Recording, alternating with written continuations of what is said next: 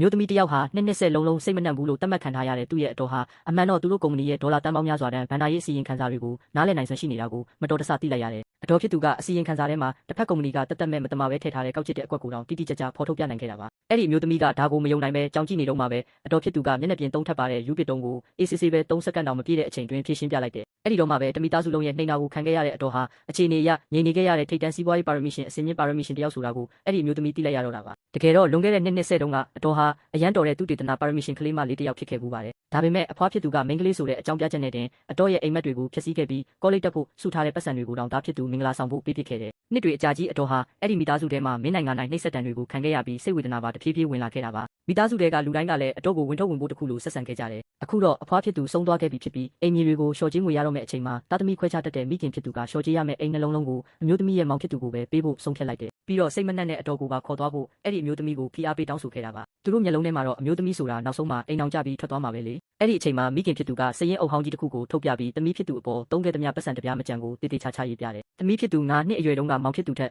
်ဟမ်ဘာဂါတစ်လုံးပို့စားခဲ့လို့$2 10နှစ်အရွယ်မှာဒူးပြဲသွားလို့ကပ်ပေးခဲ့တဲ့$1တန်ပလာစတာကျောင်းလာခတွေနဲ့နေ့စဉ်ဝတ်ခဲ့တဲ့အဝတ်စားဖိုးတွေအပါအဝင်အမျိုးသမီးကမိသားစုကို$3သိန်းပြန်ပေးဖို့ကြွေးတင်နေတယ်လို့ပြောလာခဲ့ပါတယ်။အဲ့ဒီအချိန်မှာတော့အမျိုးသမီးဟာသူ့မိသားစုအပေါ်လုံးဝစိတ်ကုန်သွားခဲ့ပါပြီ။မောင်ဖြစ်သူကသူ့ကိုရွေးချယ်စရာ2ခုပေးခဲ့တယ်။$3သိန်းကျော်ကိုချက်ချင်းပြန်ဆက်မလား။ဒါမှမဟုတ်စိတ်မနှံ့တဲ့အတော်ကိုခေါ်ပြီးထွက်သွားမလား။အိမ်နှလုံးကိုတော့ဘာမှလာမတောင်းဆိုနဲ့ဆိုပြီးပြောခဲ့တယ်။အမျိုးသမီးကဘာမှစဉ်းစားမနေပဲသဘောတူညီချက်မှာချက်ချင်းလက်မှတ်ထိုးပေးလိုက်ပါတယ်။ဒါပေမဲ့သူတို့နှိမ်ခဲ့တဲ့အတော်ဟာအမှန်တော့ပါရမီရှင်တယောက်ဆိုတာကိုအတကြီးတဲ့အဲ့ဒီမိသားစုကမသိခဲ့ကြပါဘူး။ခဏကြာတော့အမျိုးသမီးကအတော်ကိုနေကနေမြို့ပေါ်ကသူ့အိမ်ကိုခေါ်လာခဲ့တယ်။ဒါပေမဲ့အတော်ကစိတ်နေတဲ့ဝင်းကျင်ကြောင့်ကြောက်လန့်နေခဲ့ပြီးမှောင်မဲပြီးကျင်းမြောင်းတဲ့ဗီဒီယိုတေးသေးလေးထဲမှာပုံနေမှာပဲနည်းနည်းလေးလုံခြုံနေလို့ခံစားရရှာတာပါ။အိမ်ရောက်ပြီးမကြခင်မှာပဲမိခင်ဖြစ်သူကဖုန်းဆက်လာပြီးအတော်ရဲ့မတန်ဆွမ်းထောက်ပံ့ကြေးကပ်ဘယ်မှာထားလဲဆိုတာမေးပြန်ပါတယ်။အမျိုးသမီးကတော့လုံးဝဂရုမစိုက်ပဲလစ်လူရှုလိုက်တယ်။အခုအတော်ကိုစောင့်ရှောက်ဖို့တာဝန်ယူထားတာသူဖြစ်တဲ့အတွက်အခွင့်အရေးတွေကလည်းသူ့စီမှာပဲရှိရမှာပါ။စီစီရေးကပျောက်ဆုံးသွားပြီလို့တိုင်ထားပြီးသားဖြစ်ပြီးဒီပတ်စံကိုအတော်ကိုထောက်ပံ့ဖို့ပဲသုံးသွားမှာဖြစ်ပါတယ်။နောက်ဆိုရင်မိခင်နဲ့မောင်ဖြစ်သူတို့စီတပြားမှရောက်တော့မှာမဟုတ်ပါဘူး။အဲ့ဒီညနေမှာအမျိုးသမီးကအခန်းထဲမှာအလုပ်လုပ်နေတော့အတော်ဖြစ်သူကရုတ်တရက်လမ်းလျှောက်လာပြီးအစီရင်ခံစာတွေကကိန်းဂဏန်းအချို့ကိုထောက်ပြခဲ့တယ်။အမျိုးသမီးအံ့ဩသွားရတာကအဲ့ဒီကဏန်းတွေဟာအခြားကုမ္ပဏီကတမင်ထောင်ထားတဲ့ထောင်ချောက်တစ်ခုဖြစ်နေတာပါပဲ။အတော်သာသတိမပေးခဲ့ရင်သူတို့ကုမ္ပဏီအနေနဲ့$2 သန်းမှကဆုံးရှုံးရမှာဖြစ်ပါတယ်။ပိုပြီးအံ့ဩဖို့ကောင်းတာကအတော်ဟာမျက်နှာပြင်သုံးထပ်ပါတဲ့ယူပစ်တုံးကို3စက္ကန့်အတွင်းဖြည့်ရှင်းနိုင်ခဲ့တာပါပဲ။နောက်တစ်နေ့မှာပဲအမျိုးသမီးကအတော်ကိုစေးရုံချက်ချင်းခေါ်သွားခဲ့တယ်။စစ်ဆေးမှုတွေအရအတော်ရဲ့အုံနောက်ဟာဘာပျက်စီးမှုမှမရှိပဲပြင်းထန်တဲ့စိတ်ဒဏ်ရာလွန်စိတ်ဖိစီးမှုဝေဒနာကိုခံစားနေရတာလို့ပြသခဲ့ပါတယ်။မိမိအတ္တကိုကာကွယ်တဲ့အနေနဲ့အတော်ရဲ့အုံနောက်ဟာပြင်ပကဘာနဲ့ဆက်သွယ်ရေးကိုနှစ်ပေါင်းများစွာဖျက်တောက်ထားခဲ့တာပါ။ဒါပေမဲ့ပညာရေးနဲ့အသိဉာဏ်ဆိုင်ရာစစ်ဆေးမှုပြုလုပ်နေချိန်မှာတော့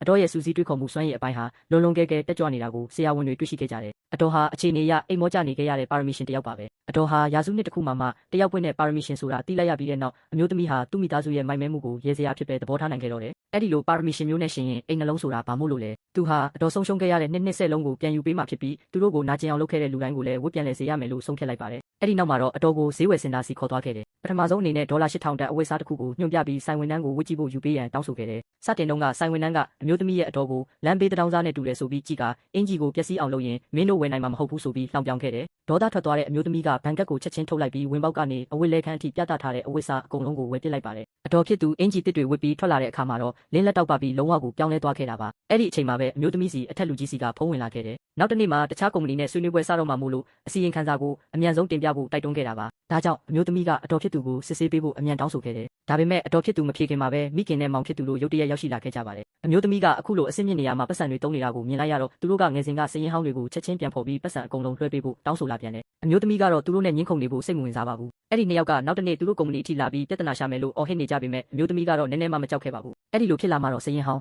်းစရင်တစ်အကုန်လုံးကိုတပြိုင်နက်တည်းရှင်းပစ်ဖို့ပဲဆုံးဖြတ်လိုက်ပါတယ်။မျှော်လင့်ထားတဲ့အတိုင်းပါပဲ။နောက်တစ်နေ့မှာမိခင်နဲ့မောင်ဖြစ်သူတို့ပြဿနာရှာဖို့ရောက်လာခဲ့ကြပါတယ်။အမျိုးသမီးကအတော်ဖြစ်သူကိုစာရွက်စာတမ်းအချို့ပေးထားခဲ့ပြီးရုံးခန်းထဲမှာပဲစောင့်နေဖို့ပြောခဲ့တယ်။အဲ့ဒီနောက်သူတယောက်တည်းအောက်ထပ်ကိုဆင်းသွားပြီးအခန်းထဲမှာသူတို့နဲ့ရင်ဆိုင်လိုက်ပါတယ်။အဲ့ဒီအချိန်မှာမိခင်ဖြစ်သူကကျမ်းပြင်ပေါ်မှာလူလိမ့်နေပြီးတမိဖြစ်သူကြောင့်ပတ်စံတွေအများကြီးကုန်ခဲ့ရပါတယ်ဆိုပြီးပြပွဲလုပ်ကရှိသမျှကြွေးကင်းစင်အောင်ပြန်ဆက်ဖို့တောင်းဆိုနေခဲ့တယ်။အဲ့ဒီအချိန်မှာလုပ်ဖို့ကိုင်ဖော်တွေအကုန်လုံးကမိသားစုရဲ့ရှက်စရာကောင်းတဲ့ပွဲကြည့်ဖို့စုဝေးရောက်ရှိနေကြတာပါ။အမျိုးသမီးကတော့မိခင်ရဲ့အပြုတ်မှုကိုတီးမခံတော့ပါဘူး။သူအသက်10နှစ်ကလေးကအိမ်မှုကိစ္စအကုန်လုံးကိုတာဝန်ယူခဲ့ရတာကိုချက်ချင်းထောက်ပြလိုက်ပါတယ်။အခုခေတ်ကာလဈေးနှုန်းအရတစ်လကို$3,000ဆိုတာပိုတယ်လို့ပြောလို့မရပါဘူး။အဲ့ဒါဆိုရင်တစ်နှစ်ကို$3,000ဖြစ်ပြီး20ဆိုရင်$6သိန်းဖြစ်သွားပါပြီ။မိခင်ဖြစ်သူကိုပတ်စံအခုပဲလွှဲပေးမလား။ဒါမှမဟုတ်ရဲစခန်းတိုင်ချက်ဖွင့်တာကိုပဲစောင့်မလားလို့မေးလိုက်တယ်။ဘာလို့လဲဆိုတော့အာဏာပိုင်တွေပါဝင်လာတာနဲ့မောင်ဖြစ်သူရဲ့အိမ်နှလုံးဟာချက်ချင်းအသိမ်းခံရမှာမို့လို့ပါ။ပြောစရာစကားမရှိတော့မှန်းသိသွားတဲ့မိခင်ဖြစ်သူဟာကျေးဇူးမသိတတ်တဲ့သမီးဆိုပြီးဆဲဆိုရုံမှဘာမှမလုပ်နိုင်တော့ပါဘူး။အဲ့ဒီအချိန်မှာမောင်ဖြစ်သူကလုံးဝဒေါသထွက်သွားပြီးမမဖြစ်သူကိုသင်ခန်းစာပေးဖို့ချက်ချင်းစူးစမ်းလိုက်ပေမဲ့လက်သီးတစ်ချက်ထဲနဲ့တင်းကနဲ့အောက်ကိုလဲကျသွားခဲ့ပါတယ်။အားလုံးကအဲ့ဒီရှော့ရစရာအဖြစ်အပျက်ကြောင့်မလန်းဆန်းနိုင်သေးခင်မှာပဲသတိပြန်ရလာခဲ့တဲ့အတော်ဖြစ်သူကဖြည်းဖြည်းချင်းလမ်းလျှောက်ထွက်လာခဲ့ပါတော့တယ်